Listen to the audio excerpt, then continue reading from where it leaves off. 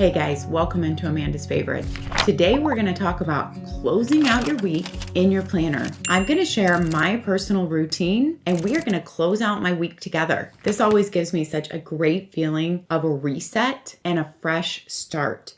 And who doesn't want that feeling? It's just good for your mental health. Now, your planner isn't the only thing that needs a reset. Just like your appointments and to-dos fill up your planner pages, they also cost us mental and emotional energy. And some weeks I feel like if those things took up space on a page, I'd only have an itty bitty Katie Daisy planner, which is beautiful, but we need more space for our mental and emotional health. So at the end of the week, I need a reset too. And let me tell you, no amount of daily walks or yoga videos can take the place of our deep-seated human need to talk it all out with someone, which is why I'm excited to introduce today's sponsor, BetterHelp.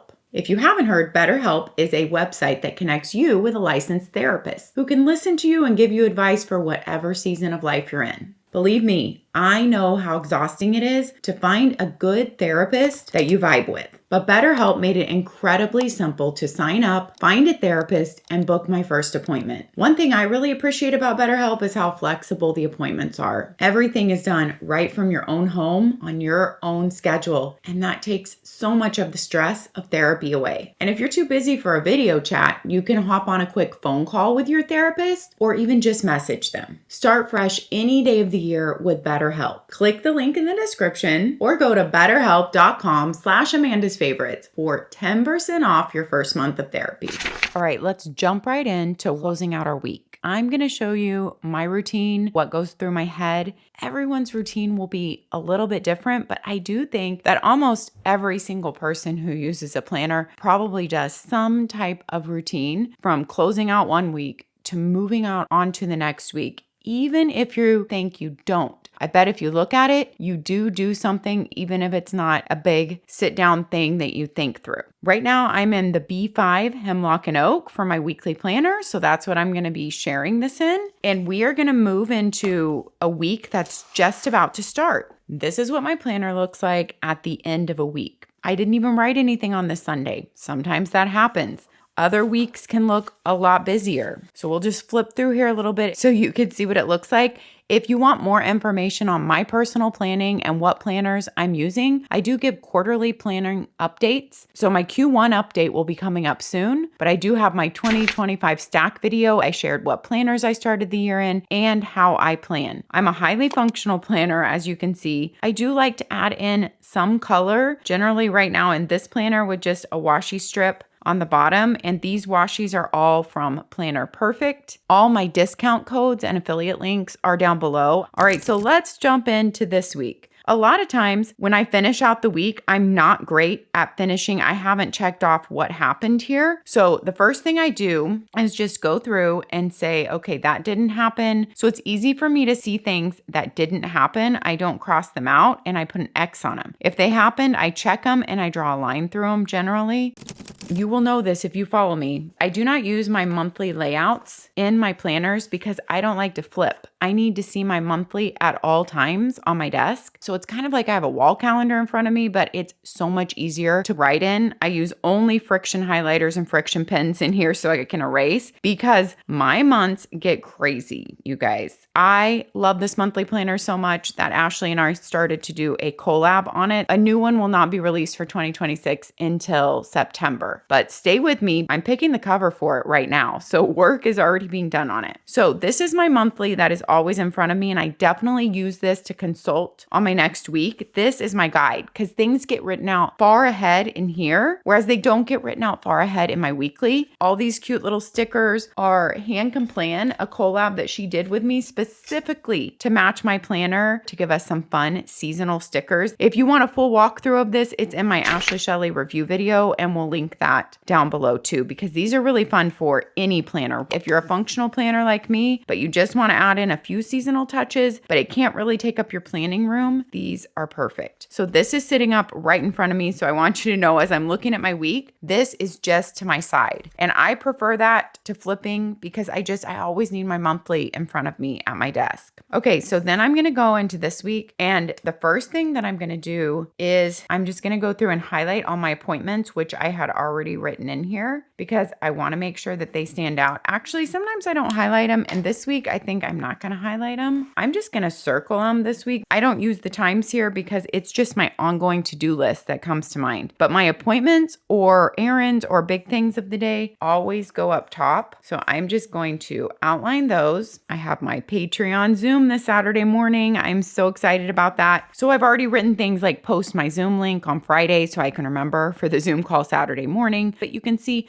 not a lot gets written ahead of time. Usually I do go write them in, a couple days before the weekends because planners, we just love to plan. But as you'll see in the next weeks ahead, nothing is written in because I don't write things in here ahead generally because everything that goes ahead of time goes on my monthly. So now that I have all my appointments, then I'm going to look at my tasks on here and see what is important that needs to be transferred and what does not need to be transferred. What needs to drop away? Is that task no longer important? Is it important and it needs a place in this week? Or is it important and it's not going to fit in this week, but maybe it needs to go in my goal notebook for another month? I talk all about my goal system in this notebook that I've designed, and I have that video. We'll link it down below. It's a fun one, you guys. I will come and consult this. I generally try to do that at the beginning of a month, but even if it's not the beginning of a month, if I'm like, oh, this task is really important or this project, but it's not going to fit in the next week, I don't know where it's going to fit, I'm going to come write it on here in my goals notebook so it doesn't just drop away into outer space, but I have it somewhere for the year written in here to hopefully get it done. Sometimes I use my monthly spreads. I haven't for February, except I've written one thing. Sometimes I use them to write my big goals or projects for the month here. Two, to just consult, like as I go and pull out my goal notebook for the month at the beginning of the month, I'll transfer what I really want to work on here and then it'll be here. And I don't mind flipping here once a week, just not constantly while I have to look at my monthly tasks. And as you'll see, I did that for January. I had quite a few things written, so I might come in and transfer my February things to there now. We're only in the second week of February, so I just haven't done that yet. So I'm going to go in and I can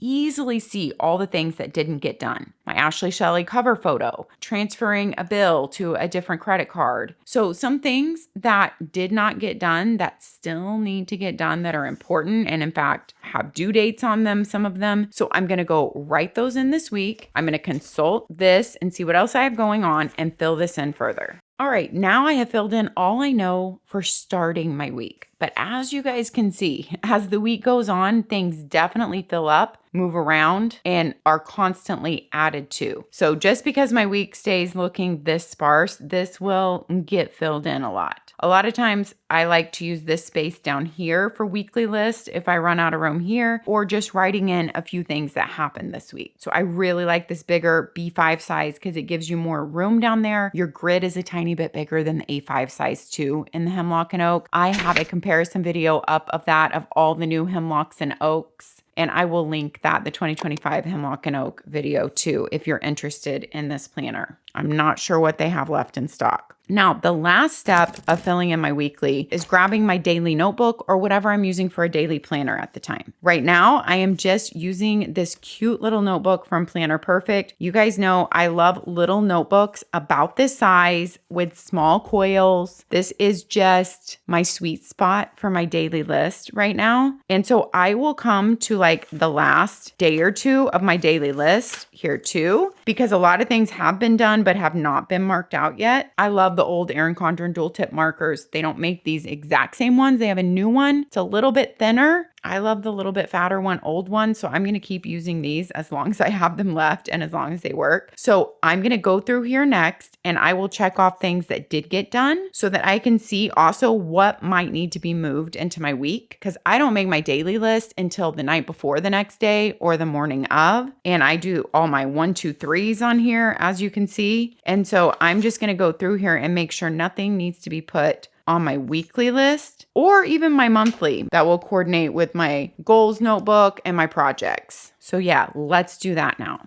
All right, so you can see a few more things got added, but not a ton. And this is generally how my week looks starting out. Now, if I want my appointments or errands to stand out more, I can go ahead and highlight above here, and it's Valentine's Day week, so I tried to use those colors, and I do try to coordinate the color, even though I'm not the super pretty planner. I try to coordinate the color with whatever washi I'm using down here and whatever I have going on seasonally. I know a lot of people don't love to mark out everything with lines. I once again love to use the Erin Condren dual tip old thick markers, and I generally like to use a color in here. I don't mind using a black in my daily notebook. In fact, I like it. It's very dark and it makes me be able to see exactly what got done and what didn't get done. But on my planner pages, I want it to be a little bit happier. And so it still has to be kind of a dark color. And I have been using this royal blue for a long time because it cannot be a light see-through color for me. It needs to be dark so it stands out that it got done, but I like it not being black, like that harsh. So picking a color to mark things out with, and if you don't want it that harsh, picking a light color or even using a dark highlighter. I've even known people who use a light highlighter and they like to highlight over the things that they've done. So they actually wouldn't highlight other things. They only highlight over the things they've done. And so then they can easily see. And so it looks pretty, but at the end, you can easily see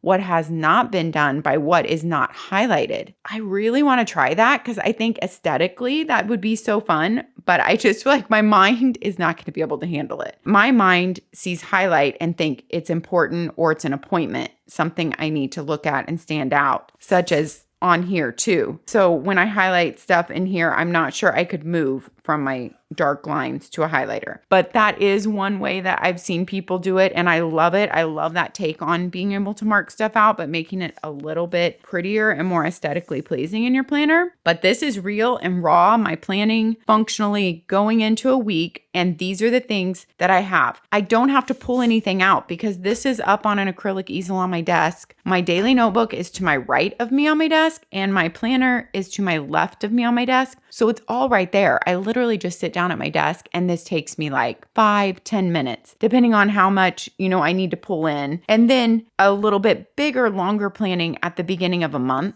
when I want to come in and reconsult like my 2025 planning page and reconsult my 2025 projects and calendar items on here and transfer them to my planner. So that is how I close out a week. I would love to know your process for closing out a week. If you have any specific tips or tricks, I know everybody does. We all do things differently. So please share with me down in the comments, share with all of us so we can read them, we can learn, and I often get my best ideas from you guys here. Even if I don't use exactly what you're doing, it triggers something in my mind to say, oh, they're doing that this way. I might be able to tweak that and it would work for me doing it a little bit differently in another way. So I absolutely love the time that you take to leave me comments here, and we can all get to know each other a little bit better. I hope you are having a beautiful week. Let's all take a deep breath in and out through the mouth.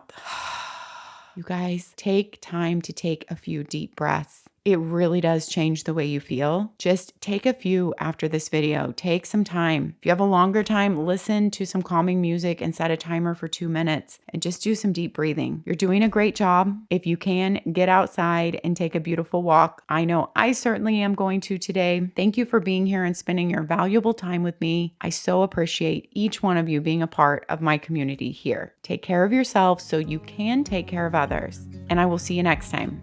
Bye-bye.